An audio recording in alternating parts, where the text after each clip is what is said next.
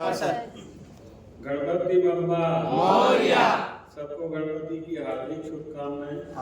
आज की कहानी की हेडलाइन है हीरा आईने से चाहे लाख गुना महंगा हो, लेकिन हीरा बनने के बाद लोग आईना ही ढूंढते हैं।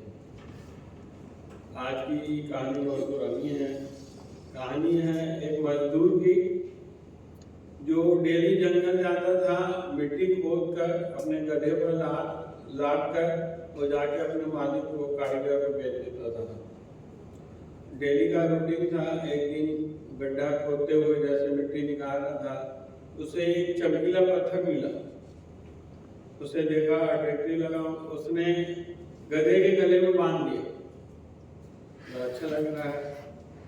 जैसे ही उसका काम खत्म हुआ, मिट्टी लाद के गांव के रास्ते से जा रहा था, तो गांव में जा रहा था तो उसी समय उसको एक सेठ मिला।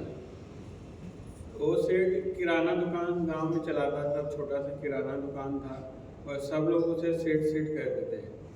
तो उसने पूछा किराना दुकान वाले सेठ ने कि भाई साहब ये कहाँ से मिल गए तुम? बोले ये कांच का टुकड़ा है, मैं मिट्टी खोद रहा था, मेरे को मिला है और मेरा हो गया, मैंने गले के गधे में बांध दिया हूँ। तो बोले इसको बेचोगे?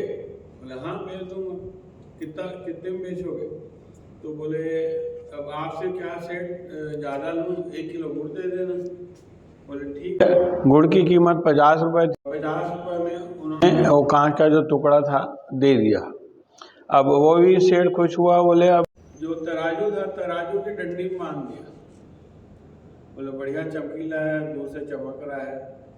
तो संयोग से एक दिन जोहरी उसी गांव से जा रहा था, उसे पानी की जरूरत पड़ी, तो इसके दुकान के सामने आके रोका।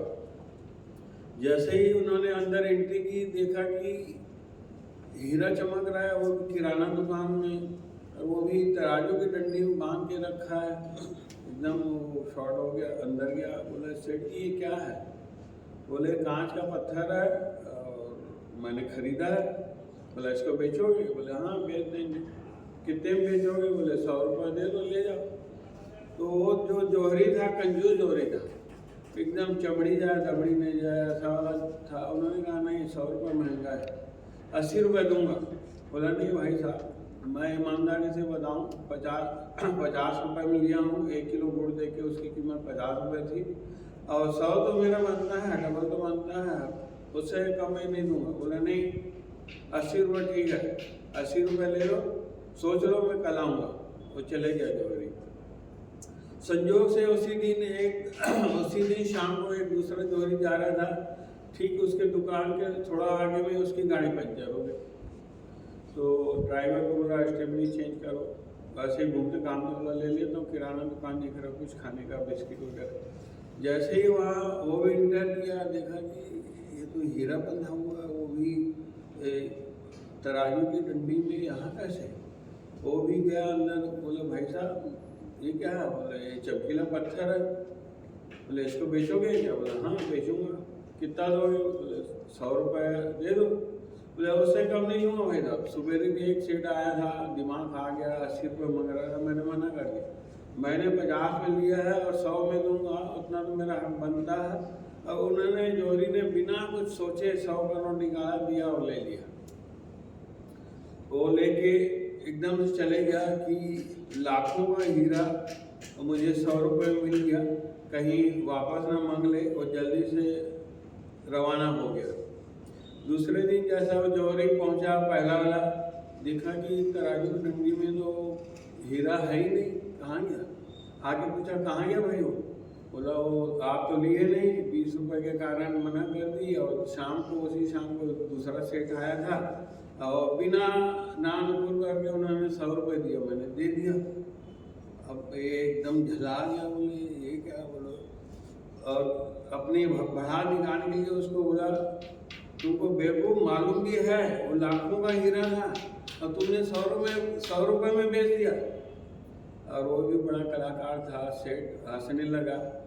बोले मैं तो बेवकूफ़ था क्योंकि मुझे मालूम नहीं था, तुम्हें तो मालूम था वो हीरा है, तुम तो जानते थे, तुम तो पारखी हो, परख करते हो। तुमने 20 रुपए के कारण क्यों छोड़ दिया? मेरे से बड़े बेवकूफ तो तुम, मेरे से अज्ञानी तुम। 20 रुपए के कारण तुमने बड़ा हीरा छोड़ दिया और उसके पास, जोहरी के पास पछताने के सिवा कुछ नहीं बचा और पछताता ही रह गया।